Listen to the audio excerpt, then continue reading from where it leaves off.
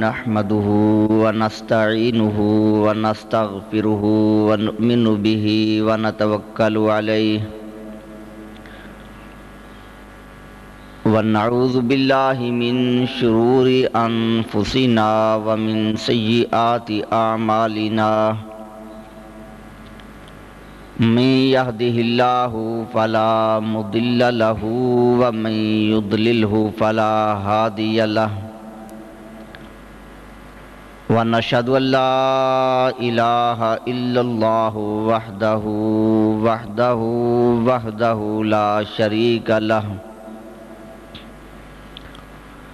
ونشهد أن سيدنا ومولانا محمدا عبده ورسوله أما بعد فأعوذ بالله من الشيطان الرجيم بسم الله الرحمن الرحيم وَإِذَا سَأَلَكَ عِبَادِي أَنِّي فَإِنِّي قَرِيبٌ أُجِيبُ دَعْوَةَ الدَّاعِ إِذَا دَعَانِ فَلْيَسْتَجِيبُوا لِي وَلْيُؤْمِنُوا بِي لَعَلَّهُمْ يَرْشُدُونَ صدق الله العلي العظيم وصدق رسوله النبي الكريم ونحن على ذلك لمن الشاهدين والشاكرين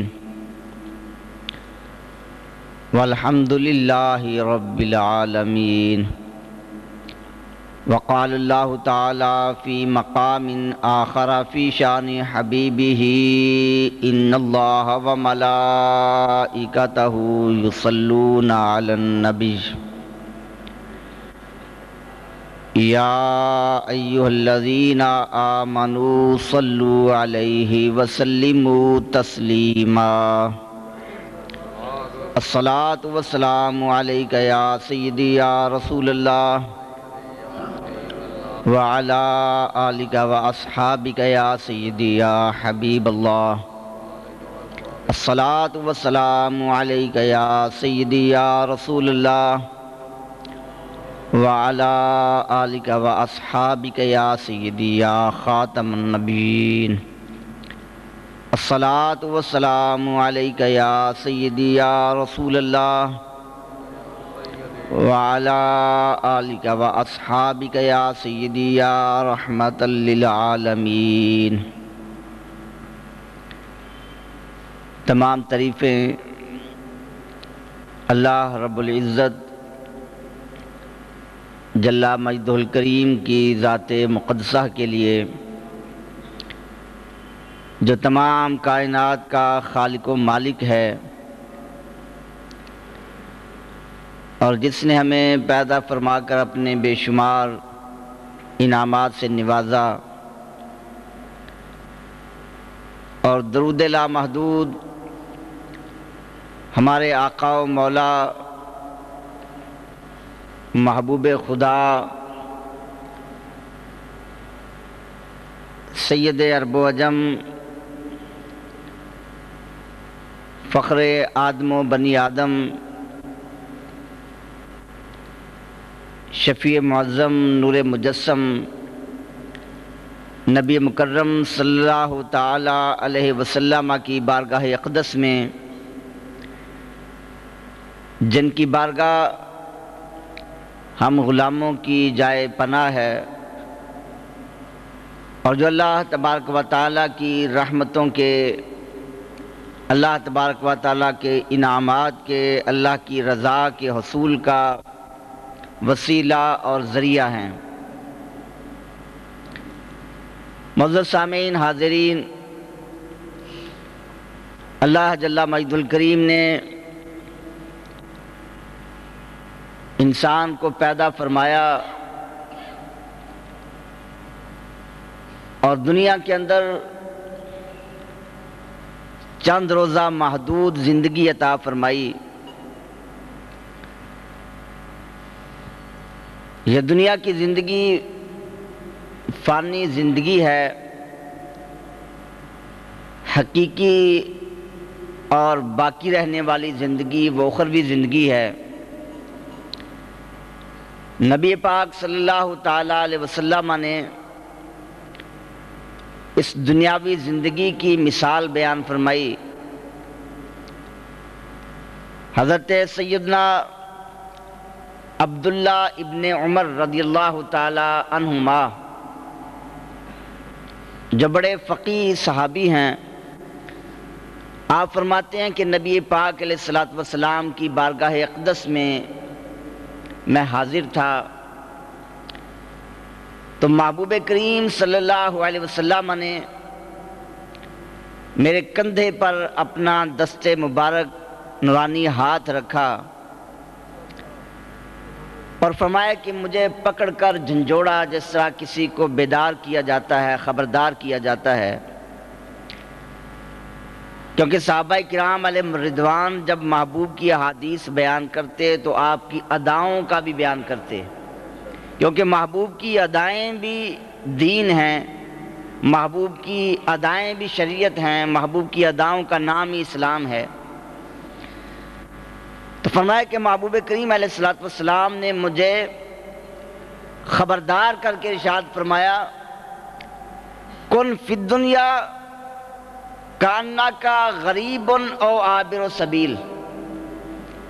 فرمایا کہ ابن عمر دنیا میں اس طرح زندگی گزارو جس طرح ایک مسافر اور راہگیر زندگی گزارتا ہے۔ مسافر سفر پر جا رہا ہے، راستے میں جنگل کے اندر ویران جگہ کسی درخت کے سائے میں آرام کے لیے وہ ٹھہر گیا۔ اب وہ مسافر سمجھے کہ یہی میرا اصلی گھر ہے، یہی منزل ہے، اور بس وہیں بیٹھا رہے تو وہ مسافر کم عقل اور بے وقوف ہوگا اور اپنی اصلی منزل سے محروم ہو جائے گا۔ تو فرمایا کہ اس دنیا کی مثال بھی اسی طرح ہے کہ ایک منزل کی طرف تم جا رہے ہو، اپنے حقیقی گھر کی طرف سفر کر رہے ہو، تو درمیان میں یہ دنیا جو ہے اسی طرح ہے جیسا ایک مسافر آرام کے لیے تھوڑی دیر قیام کرتا ہے۔ فرمایا کہ اذا اصبحت فلا تنتظر المساء، جب صبح ہو جائے تو شام کا انتظار نہ کیا کرو۔ اذا امسیت فلا تنتظر الصباح، جب شام ہو تو پھر صبح کا انتظار نہ کیا کرو۔ کوئی پتہ نہیں کس وقت اللہ کی طرف سے قاصد پیک اجل موت کا فرشتہ آ جائے اور تم اللہ کی بارگاہ میں حاضر ہو جاؤ۔ تو یہ ایک چند روزہ اللہ نے زندگی عطا کی اور اس زندگی میں ہمیں احکام دیے، شریعت کا مکلف بنایا، اور پھر ساتھ آزمائشیں، مصائب، پریشانیاں، اور اللہ کی ذات وہ رحمان اور رحیم ذات ہے۔ اس نے ہمیں آزمائش کے لیے، امتحان کے لیے یہ چند روز عطا فرمائے، لیکن ہمیں بے سہارا نہیں چھوڑا۔ اللہ کی ذات کی رحمت ایک لمحہ کے لیے، بلکہ ایک لمحہ کے کروڑویں حصے کے لیے بھی اللہ کی رحمت نہ ہو تو کائنات تباہ و برباد ہو جائے۔ یہ سارا نظام کائنات اللہ کی رحمت سے چل رہا ہے۔ تو اللہ تبارک و تعالیٰ نے انسانوں کو فرمایا کہ تمہیں یہ دنیا دی، زندگی دی، آزمائشیں ہیں، مصیبتیں ہیں، تکالیف ہیں، ان میں ثابت قدمی کے ساتھ میرے احکام پہ اور محبوب کریم علیہ الصلوۃ والسلام کے ذریعے جو تمہیں نظام ملا، احکام ملے، دین ملا، اس پہ قائم رہنا ہے۔ اور جب مصیبتیں آئیں، پریشانیاں آئیں، تو فرمایا کہ پھر تم کو بے سہارا نہیں چھوڑا۔ اللہ کی ذات کی طرف توجہ کرو۔ اذا سألک عبادی انی فانی قریب، اے محبوب جب یہ بندے تم سے میرے بارے میں سوال کریں تو فرمایا کہ بتاؤ فانی قریب، کہ میں قریب ہوں۔ تم یہ نہ سمجھو کہ دنیا میں تم کو بے سہارا چھوڑ دیا گیا ہے، تمہارا کوئی آسرا نہیں ہے، مصیبتوں میں کوئی مدد کرنے والا نہیں ہے۔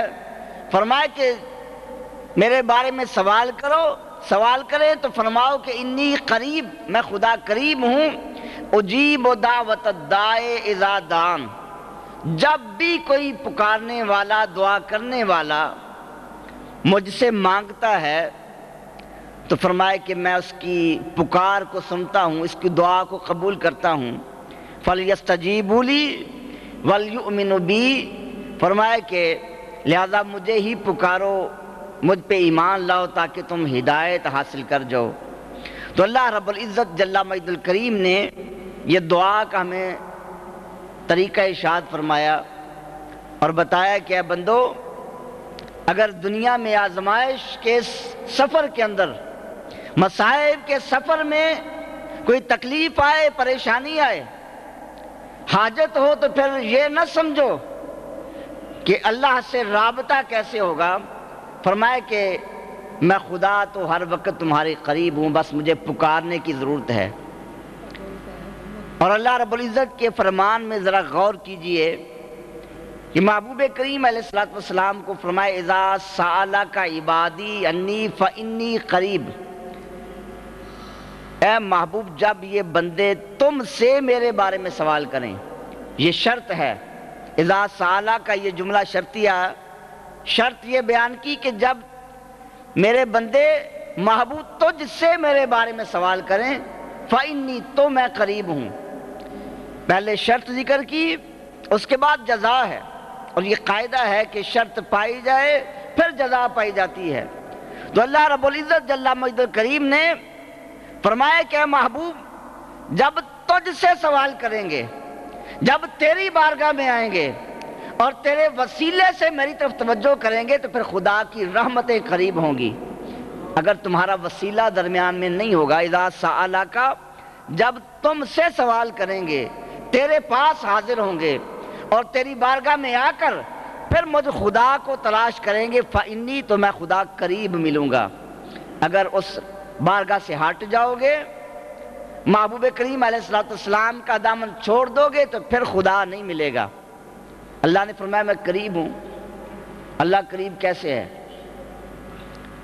قریب کا ایک لفظی معنی یہ ہوتا ہے کہ جو سفر کے اعتبار سے، جگہ کے اعتبار سے قریب ہو، درمیان میں کوئی فاصلہ نہ، اسے قریب کہا جاتا ہے۔ اللہ کی ذات ان فاصلوں سے پاک ہے۔ یہ شمال، جنوب، دایاں بایاں، یہ ساری مسافتیں اوپر نیچے، اللہ کی ذات ان ساری جہتوں سے وراء الورا ہے۔ مکان کے اعتبار سے، مسافت کے اعتبار سے قریب وہ ہوتا ہے جو ان جہتوں میں ہو۔ یہ یمین و یسار، دائیں بائیں جو جہتیں ہیں، جو ان جہتوں کے اندر قید ہو، ان جہتوں میں بند ہو، اسے کہا جائے گا کہ یہ مسافت کے اعتبار سے قریب ہے۔ اللہ کی ذات تو ان جہتوں سے پاک ہے۔ اگر یہ کہا جائے کہ اللہ کی ذات اس اعتبار سے قریب ہے کہ اس کے اور ہمارے درمیان کوئی فاصلہ نہیں ہے، تو پھر اللہ کو ہر جگہ قریب نہیں کہا جا سکتا۔ یہ کہو کہ اللہ عرش پہ ہے، تو عرش بھی ایک مکان کا نام، ایک جگہ کا نام ہے، تو پھر سدرۃ المنتہا والوں کے اللہ قریب نہیں ہوگا، ساتویں آسمان والوں کے قریب نہیں ہوگا، زمین والوں کے قریب نہیں ہوگا۔ جو مشرق میں ہے وہ مغرب والوں کے قریب نہیں ہوتا، جو شمال میں ہے وہ جنوب والوں کے قریب نہیں ہوتا۔ اور اللہ کی ذات ان سب چیزوں سے پاک ہے۔ شمال، جنوب، دایاں بایاں، مشرق، مغرب، یہ انسانوں کے لیے، ہمارے لیے ہیں۔ اللہ کی ذات ان سے بلند و بالا ہے۔ تو فرمایا کہ اے بندو، اگر محبوب کی بارگاہ میں آ کر مجھے پانا چاہو تو میں قریب کیسے ہوں؟ اپنے علم کے اعتبار سے، اپنی نصرت کے اعتبار سے، اپنی حفاظت کے اعتبار سے، کہ جب اس محبوب کا دامن تھام لوگے اور بارگاہ مصطفیٰ کے وسیلے سے مجھ خدا کی طلب کرو گے، اللہ کے محبوب کے وسیلے سے مجھ خدا کے بارے میں سوال کرو گے، تو پھر میری حفاظت، میری نصرت، میری مدد تمہارے شامل حال ہوگی، اور کس جگہ بھی تم بے سہارا نہیں ہوگے۔ چاہے کسی مصیبت میں ہو، دنیا کے کسی خطے میں بھی ہو، پھر یہ نہ سمجھنا کہ خدا دور ہے، کیونکہ اللہ محبوب کا ہے، اور جو محبوب کی بارگاہ میں آ جائے، محبوب کا بن جائے، خدا اس کا بن جاتا ہے۔ اللہ نے اپنے محبوب کی بارگاہ کو خدا رسائی کا ذریعہ قرار دیا ہے، اور فرمایا کہ وَلَوْ أَنَّهُمْ اذ ظلموا انفسہم جاؤک، اے لوگو اگر خدا کو ناراض کر بیٹھو، اللہ کو راضی کرنا چاہو، اللہ کو پانا چاہو، تو کیا طریقہ؟ جاؤک، محبوب کی بارگاہ میں آ جائیں، اسی بارگاہ سے خدا ملے گا۔ لوگ کہتے ہیں کہ وہ کچھ نہیں دے سکتے، یہ ایسی بارگاہ ہے کہ یہاں سے خدا بھی ملتا ہے۔ دنیا کی دولتیں ان کی حیثیت کیا ہے؟ اللہ کے محبوب کی بارگاہ وہ عظیم بارگاہ ہے کہ وہاں سے خدائی کی نعمتیں بھی ملتی ہیں اور خود خدا بھی ملتا ہے۔ اللہ نے بتا دیا کہ اگر اللہ کو پانا ہے، اللہ کی رضا کو پانا ہے، تو جاؤک، یہی طریقہ ہے کہ اللہ کے محبوب کی بارگاہ سے ربط کریں۔ تو اللہ نے یہ طریقہ بتایا کہ اے لوگوں، مصیبتوں میں، پریشانیوں میں مجھ خدا سے دعا مانگو، میں خدا دعا پوری کرتا ہوں۔ میں دور نہیں ہوں، میں قریب ہوں، اپنی حفاظت کے اعتبار سے، علم کے اعتبار سے، اپنے سماع اور بصر کے اعتبار سے میں تمہارے قریب ہوں۔ تم کسی مصیبت میں ہو، پریشان نہ ہو، اپنے خالق کو پکارو، وہ اللہ تمہاری پکار کو سنے گا۔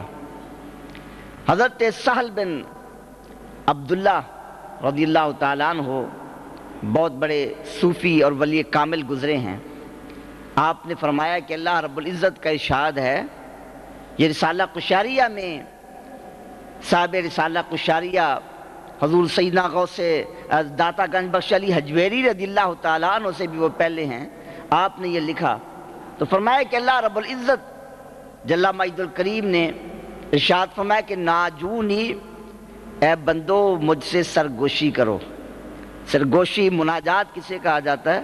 ایک آدمی دوسرے آدمی کے بالکل قریب اور کان میں آ کر راز و نیاز کی باتیں کرے، اسے مناجات عربی میں کہتے ہیں۔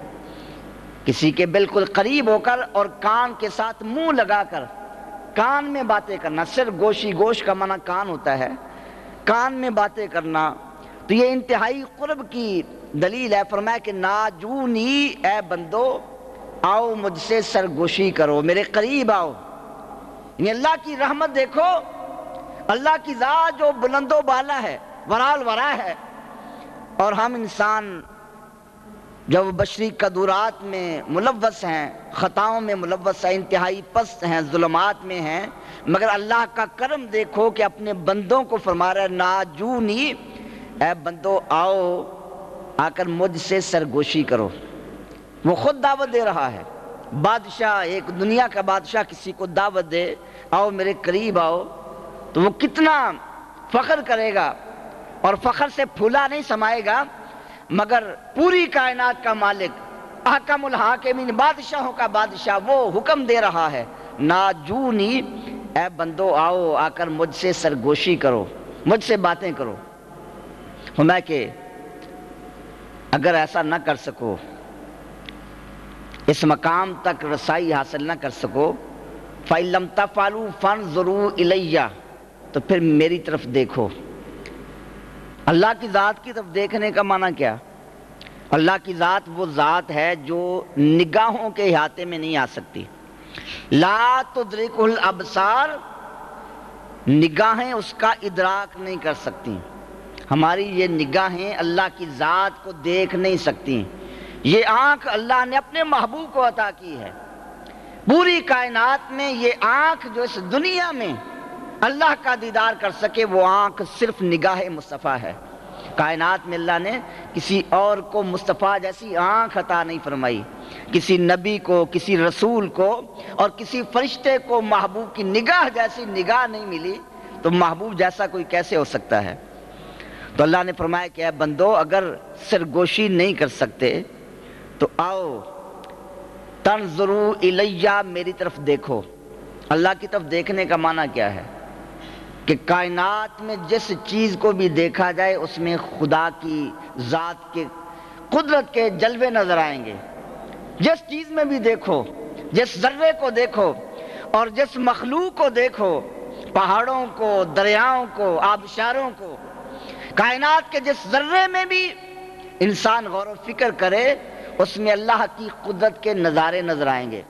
فرمایا کہ اگر سرگوشی نہیں کر سکتے، اس مقام تک رسائی نہیں ہے، تو اے بندو آؤ فانظروا الیہ، میری طرف دیکھو۔ فرمایا کہ فَإِلَّمْ تَفْعَلُوا، اگر یہ بھی نہیں کر سکتے تو فَاسْمَعُوا، تو پھر میری باتیں سنو۔ اگر یہ بھی مقام حاصل نہیں ہے اور یہ استعداد بھی نہیں ہے، یہ صلاحیت بھی نہیں ہے، نظر بھی نہیں کر سکتے، تو پھر مجھ خدا کی باتیں سنو۔ اللہ کی باتیں کیا ہیں؟ اللہ کی باتیں اللہ کے محبوبوں سے ملیں گی۔ اللہ رب العزت کا کلام بھی ہم نہیں سن سکتے۔ اللہ کا کلام سننے کا مطلب اللہ کے محبوب جو بولتے ہیں وہ کلام خدا ہے، وہ محبوب کی زبان سے ملے گا۔ فرمایا کہ اگر دیکھ بھی نہیں سکتے فَاسْمَعُوا مِنِّي، تو پھر میری باتیں سنو۔ فرمایا کہ اگر یہ بھی نہیں کر سکتے فَإِلَّمْ تَفْعَلُوا، اگر میری باتیں بھی نہیں سن سکتے، یہ مقام بھی نہیں، مناجات والا مقام بھی نہیں ہے اور دیدار والا مقام بھی نہیں ہے، میری باتیں بھی نہیں سن سکتے، تو پھر کیا کرو؟ فرمایا کہ فَكُونِي بِبَابِي، بس میرے دروازے پہ کھڑے رہو۔ دیکھ نہیں سکتے، سن نہیں سکتے، یہ صلاحیت نہیں، یہ استعداد نہیں، سرگوشی نہیں کر سکتے، بس میرے دروازے پہ کھڑے رہو تو مجھ خدا کی رحمتیں ملتی رہیں گی۔ میرے دروازے پہ آؤ تو صحیح، کسی طرح قریب تو آؤ۔ یعنی اللہ تو بندوں کو دعوت دیتا ہے میرے قریب آؤ۔ حدیث پاک ہے، اللہ نے فرمایا کہ اگر بندہ میری طرف جب وہ ایک بالش چل کر آتا ہے تو میں خدا، ایک ہاتھ چل کر آتا ہے میں خدا ایک بالش اس کے زیادہ قریب ہو جاتا ہوں۔ اگر وہ چل کر آتا ہے میں خدا دوڑ کر آتا ہوں۔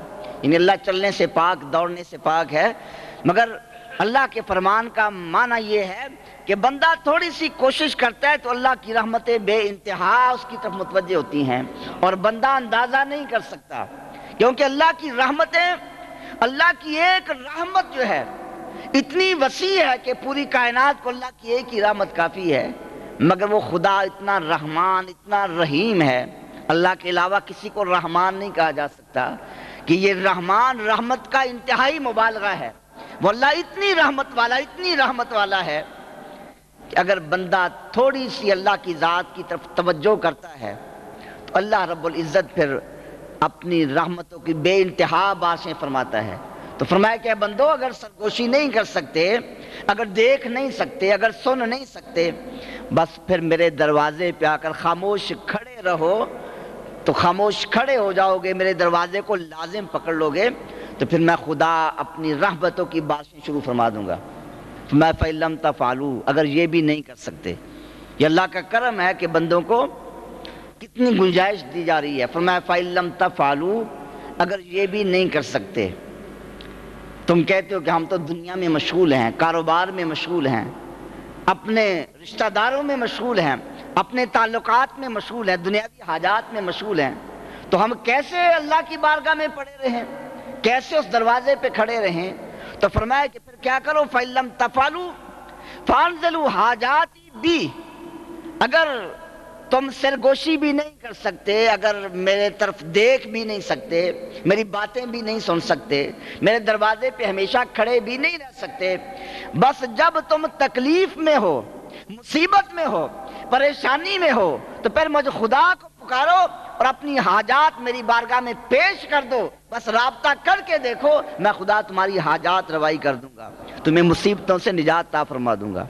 اب دیکھیے وہ خدا تو اتنا کریم ہے کہ ہمیں دعوت دے رہا ہے، اسے ہماری حاجت نہیں ہے، اسے ضرورت نہیں ہے۔ اگر کوئی بھی اللہ کی عبادت کرنے والا نہ ہو، اللہ کو کسی کی عبادت کی ضرورت نہیں، کوئی اللہ کی تعریف نہ کرے، اللہ کو کسی کی تعریف کی ضرورت نہیں ہے۔ اللہ رب العزت کی ذات وہ بے نیاز ہے، اور پوری دنیا اللہ کی ذات کو نقصان پہنچانا چاہے اسے کوئی نقصان نہیں پہنچ سکتا۔ اللہ کی ذات ان چیزوں سے ورا ہے، بے نیاز ہے، محتاج نہیں، مگر یہ خدا کی رحمت ہے کہ اللہ رب العزت بے نیاز ہونے کے باوجود، ورا ہونے کے باوجود، پھر بھی بندوں کو پکار رہا ہے، دعوت دے رہا ہے کہ اے بندو آؤ تو صحیح، آ کر مجھے پکارو، آہوزاری کرو، اور صدق کے دل سے جب مجھے پکارو گے تو پھر مجھ خدا کی رحمتیں تمہاری طرف متوجہ ہوں گی، اور میں دنیا سے تم کو بے نیاز کر دوں گا۔ بس پکارنا شرط ہے، اس در کے ساتھ رابطہ کرنا شرط ہے، اور جب سچے دل سے آہوزاری کے ساتھ اللہ سے رابطہ ہو اور دل سے اللہ کو کوئی پکارے تو یقیناً پھر اللہ کی رحمتیں متوجہ ہوتی ہیں۔ ہم کہتے ہیں کہ ہماری دعائیں قبول نہیں ہوتی، تو جب دل میں وہ آہو زاری پیدا ہو جائے، وہ کیفیت طاری ہو جائے، تو پھر یقیناً اللہ کی رحمت شامل حال ہوتی ہے۔ سیدنا جنید بغدادی رضی اللہ تعالیٰ عنہ یہ وہ ہستی ہیں کہ حضور غوث اعظم رضی اللہ تعالیٰ عنہ پیروں کے سلسلہ میں شامل ہیں۔ براہ راست آپ کے پیروں کے آگے کافی درمیان میں واسطے ہیں۔ تو آپ تشریف فرما تھے، ایک عورت آپ کی بارگاہ میں حاضر ہوئی، پیرو مرشد میرا بیٹا گم ہو گیا ہے، آپ دعا فرمائیں، اللہ تبارک و تعالیٰ کرم فرمائے میرا بیٹا مل جائے۔ فرمایا کہ مائی صبر کرو، اللہ سے دعا کرو، اللہ تعالیٰ کرم فرمائے گا۔ چلی گئی، دوسرے دن پھر حاضر ہو گئی، حضور میرا بیٹا گم ہو گیا ہے، مل نہیں رہا، آپ کرم فرمائیں، دعا فرمائیں میرا بیٹا مل جائے۔ آپ نے پھر فرمایا کہ چلی جاؤ، سب اختیار کرو، اللہ کے ارکام میں حکمت ہے، بس اللہ سے دعا کرو۔ وہ چلی گئی، 3-4 دن لگاتار آتی رہی اور گھر بار چھوڑ کر اور آ کر یہاں صدا دیتا ہوں، لبیک اللہم لبیک۔ ہر سال آواز ملتی ہے، لا لبیک، اے بندے تیری لبیک قبول نہیں ہے۔ اے نوجوان، اگر کوئی اور بارگاہ ہوتی، اگر کوئی اور میرا ملجا اور ماوا ہوتا، کوئی اور ٹھکانہ ہوتا، میں وہاں چلا جاتا، مگر خدا کے سوا کوئی بارگاہ نہیں، میں کس کو پکاروں؟ لہذا وہ کتنی بار بھی لا لبیک کہے، میں ہمیشہ اسی بارگاہ میں حاضر ہوں گا، اسی کو پکاروں گا۔ تو فرمایا اللہ کی طرف سے ہاتھ میں غیب سے آواز آئی، اے بندے جا، تیرے 70 سال کی حجوں کو ہم نے قبول کر لیا، تیری ساری پکاروں کو ہم نے اس ایک جملے کی وجہ سے قبول کر لیا۔ تو ہم دعائیں مانگتے ہیں، کہتے ہیں دعا قبول نہیں ہوئی، تو یہ اللہ کی شان رحمت ہے، وہ شاید مانگنے میں راضی ہے۔ یہ بھی ایک اللہ کا انداز رحمت ہے کہ کبھی کبھی اللہ دعا پوری نہیں فرماتا کہ یہ بندہ بار بار مانگے، اللہ اسی سے راضی ہوتا ہے۔ حدیث پاک ہے، نبی پاک علیہ السلام نے فرمایا کہ ایک بندہ آ کر اللہ کی بارگاہ میں دعا کرتا، ہاتھ اٹھاتا ہے، اے اللہ میری حاجت پوری فرما۔ اللہ تبارک و تعالیٰ اس بندے سے محبت کرتا ہے، وہ اللہ کا محبوب بندہ ہوتا ہے۔ اللہ حضرت جبریل امین کو حکم دیتا ہے، جبریل اخر حاجتہ، اس کی دعا کو پورا نہیں کرنا، اس کی حاجت کو پورا نہیں کرنا۔ کیوں؟ اسے حاجت پیش آئی، ضرورت پیش آئی، اب یہ آ کر آہو زاری کے ساتھ مجھے پکار رہا ہے، انا احبو ان اسمع صوتہ، مجھے اس بندے کی آواز بڑی پیاری لگ رہی ہے، اس کی دعا بڑی پیاری لگ رہی ہے، اس کی حاجت کو تاخیر کر دو تاکہ یہ بار بار مانگتا رہے اور مجھ خدا کو اس کی آواز پسند آتی رہے۔ تو یہ بھی اللہ کا ایک انداز رحمت ہوتا ہے۔ اور فرمایا کہ کبھی ایسا بھی ہوتا ہے، ایک بندہ ناپسندیدہ بندہ ہوتا ہے، وہ آ کر دعا مانگتا ہے، اللہ فرماتا ہے یا جبریلو اقضِ حاجتہ انا اکرہ ان اسمع صوتہ، اے جبریل اس کی حاجت کو جلدی پورا کر دو، مجھے یہ بندہ پسند نہیں ہے، اس کی آواز اچھی نہیں لگتی، اس کی آواز پسند نہیں ہے، اس کی ضرورت کو فوراً پورا کر دو تاکہ اس کی آواز یہ بارگاہ میں حاضر نہ ہو اور مجھے نہ پکارے۔ تو یہ اگر دعا میں تاخیر ہو جائے تو یہ نہ سمجھیں کہ یہ کیسی وجہ ہے کہ اللہ تو خود فرماتا ہے میں دعائیں پوری کرتا ہوں، پھر ہماری دعا پوری نہیں ہوئی۔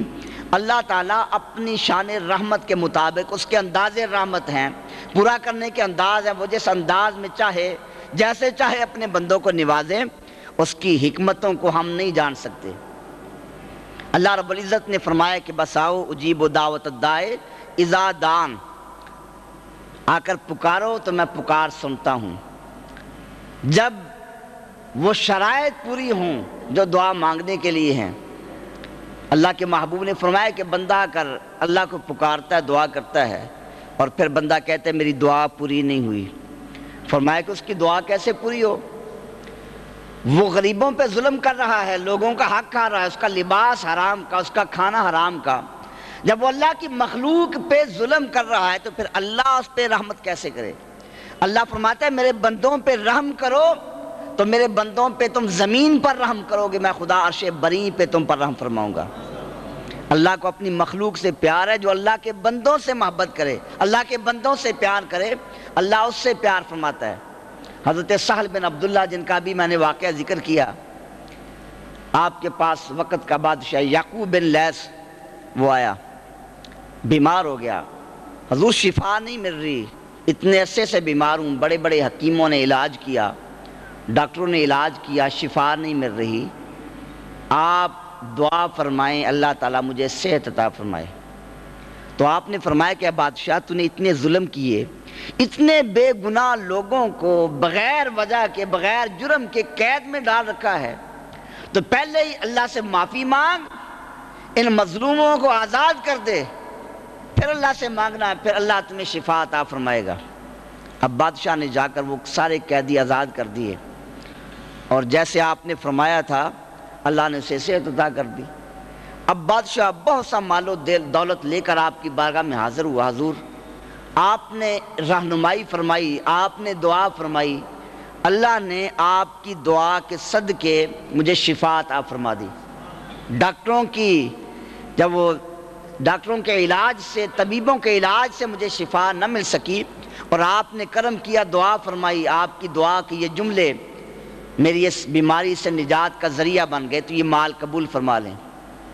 فرمایا کہ ہمیں اس مال کی ضرورت نہیں ہے، اللہ ہمارا رازق ہے، وہ دینے والا ہے، تو ہمیں بادشاہوں کے اس مال کی کوئی ضرورت نہیں، مال واپس کر دیا۔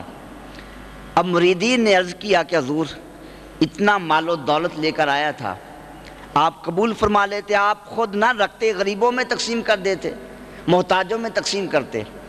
سامنے ڈھیر پڑا تھا، کنکریاں پڑی تھی، تو حضرت سہل بن عبداللہ رضی اللہ تعالیٰ عنہ آپ نے ان کنکریوں کی طرف نگاہ کی اور مریدوں کو فرمایا کہ ان کنکریوں کو دیکھو۔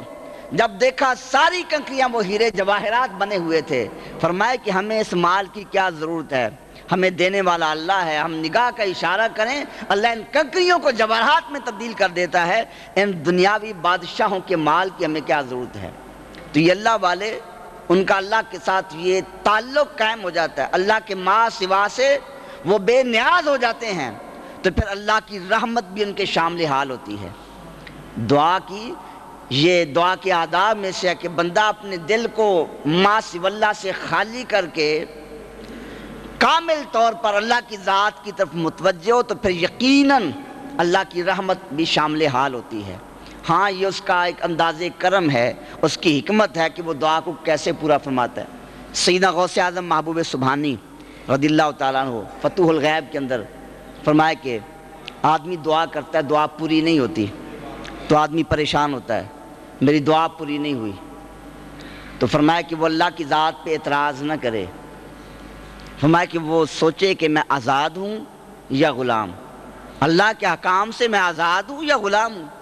اگر وہ کہتا ہے میں آزاد ہوں، پھر تو وہ کافر ہو گیا، جو اللہ کے حکام سے اپنے آپ کو آزاد سمجھے، اور اگر کہے کہ میں اللہ کا غلام ہوں، اللہ کا عبد ہوں، تو فرمایا کہ اللہ مالک ہے، اپنے بندوں کے ساتھ جو بھی معاملہ فرمائے اسے اختیار ہے، تو یہ اللہ کی شان حکمت ہے، وہ جیسے چاہے فرمائے، اس کی ادا پہ ہم اعتراض نہیں کر سکتے۔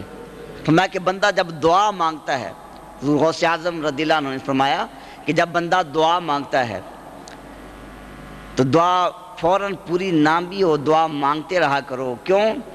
اگر وہ چیز اللہ کی حکمت کے مطابق ہوئی، اللہ نے وہ چیز پوری کر دی، اس کو عطا کر دی، تو اس کا اللہ کی حکمت پہ، اللہ کی قدرت پہ ایمان مضبوط ہو جائے گا، یہ دعا کا فائدہ ہوگا۔ اور اگر اللہ کی حکمت میں وہ چیز اس کے مناسب نہ ہوئی، تو پھر دعا مانگے گا، اللہ اس دعا کی برکت سے ظاہراً وہ چیز عطا نہیں فرمائے گا، مگر اس بندے کے دل کو غنی فرما دے گا۔ دل کی غنا یہ بہت بڑی دولت ہے، جب دل غنی ہو جائے تو پھر یہ دنیاوی دولتوں کی حاجت نہیں رہتی۔ فرمایا کہ پھر اللہ اس بندے کے دل کو غنی فرما دے گا، دعا کا یہ صدقہ ہوگا۔ دعا فرمائے گا، وہ مقروض ہے، فرمایا کہ دعا کرے گا، اگر اللہ کی حکمت میں ہوا اس کا قرضہ اتر جائے گا، اللہ کی حکمت میں ہوا قرض خواہ کے دل میں محبت پیدا ہوگی، وہ اسے معاف کر دے گا، اور یہ بھی نہ ہوا تو فرمایا کہ پھر اللہ اسے بے شمار اجر و ثواب عطا فرمائے گا۔ کل جب قیامت کا دن ہوگا، اللہ کی بارگاہ میں حاضر ہوگا، وہ دیکھے گا نیکیوں کے پہاڑ موجود ہیں اس کے نامہ اعمال میں۔ اللہ کی بارگاہ میں عرض کرے گا، اے اللہ دنیا میں گناہگار تھا، نیکوکار نہیں تھا، یہ نیکیوں کے انبار کہاں سے آ گئے، نیکیوں کے پہاڑ کہاں سے آ گئے؟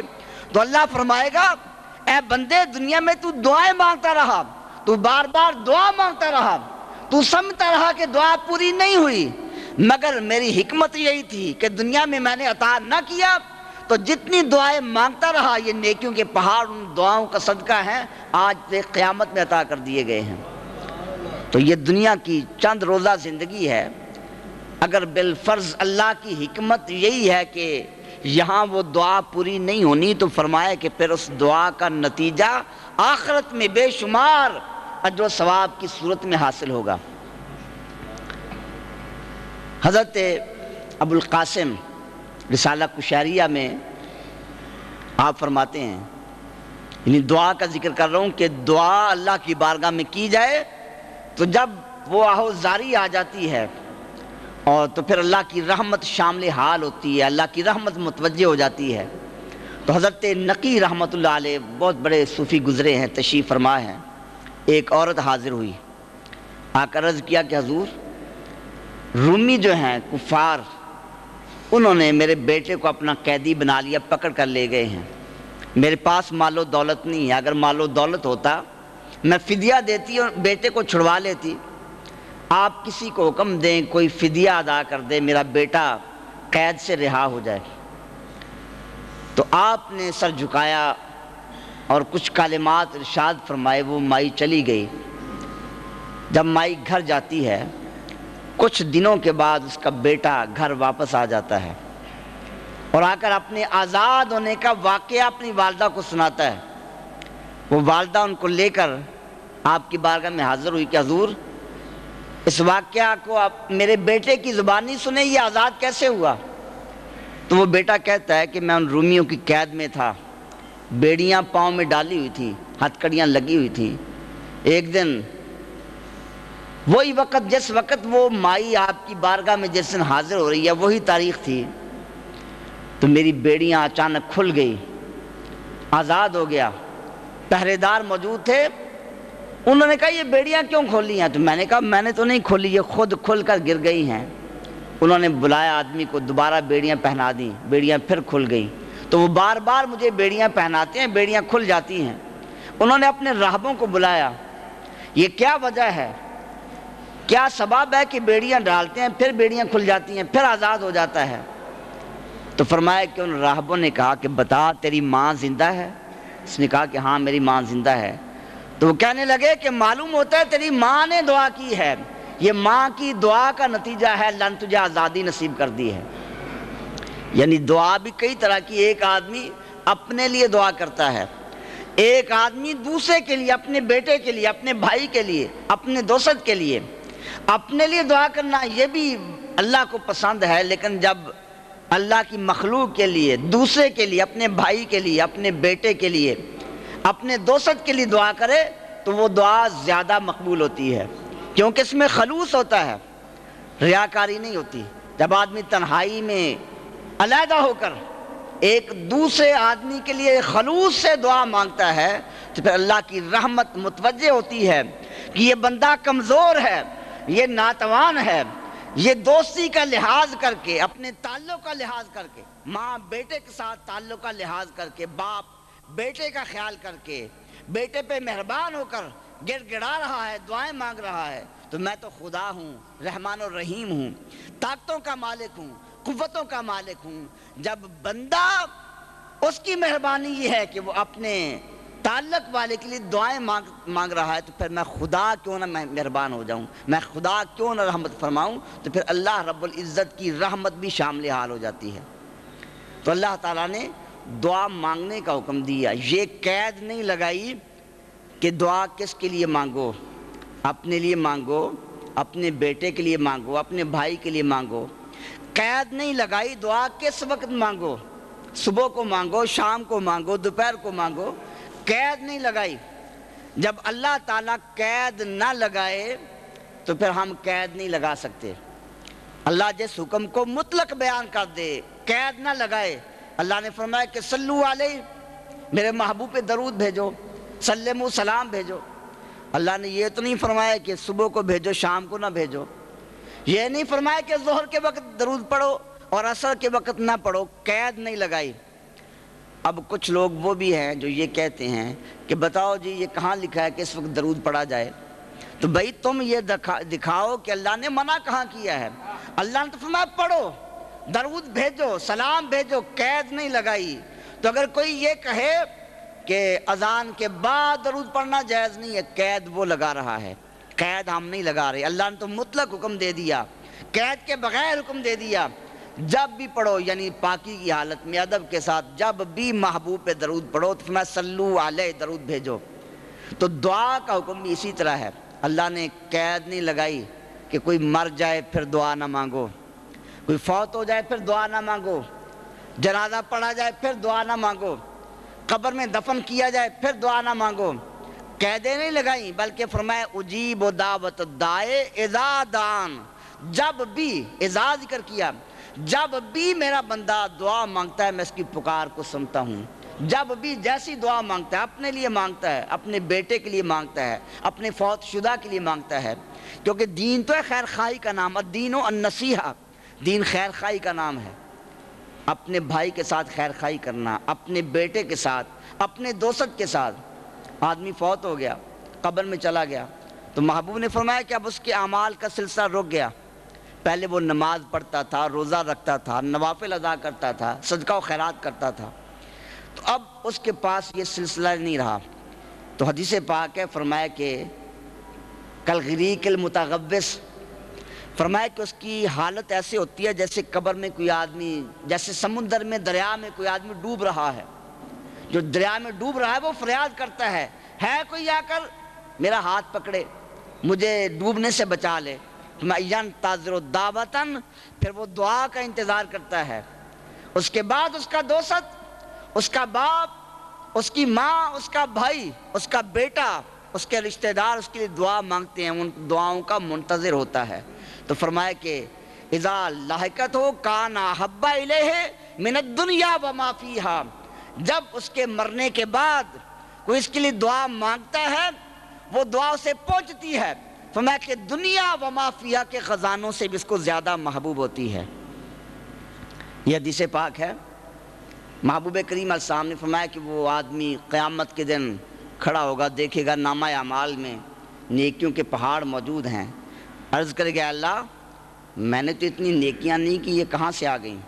یہ نیکیاں کیسی ہیں؟ یہ کیسے اعمال ہیں؟ اتنی نمازیں، اتنے روزے، اتنی صدقہ و خیرات۔ اللہ فرمائے باستغفار والدے کا لک، تیرا بیٹا تیرے لیے ایصال ثواب کرتا، دعائیں مانگتا رہا، استغفار کرتا رہا، یہ ان دعاؤں کا نتیجہ ہے کہ نیکیوں کے پہاڑ تجھے عطا کر دیے گئے ہیں۔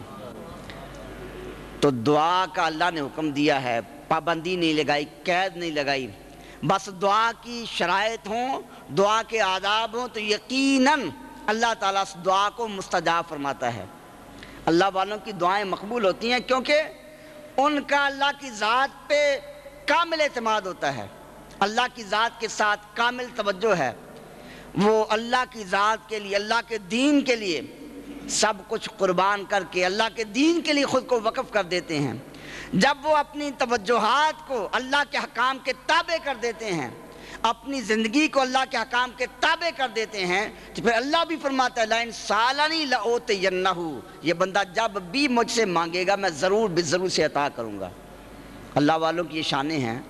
تو اللہ کی طرف اگر ان اللہ والوں کے صدقے سے، ان کی نسبت سے ہم بھی اللہ کو پکاریں تو یقیناً اللہ ہماری پکار کو بھی سنتا ہے۔ اللہ والوں کے اقوال، افعال، ان کی زندگی میں ہمارے لیے رہنمائی ہوتی ہے۔ حضور سیدی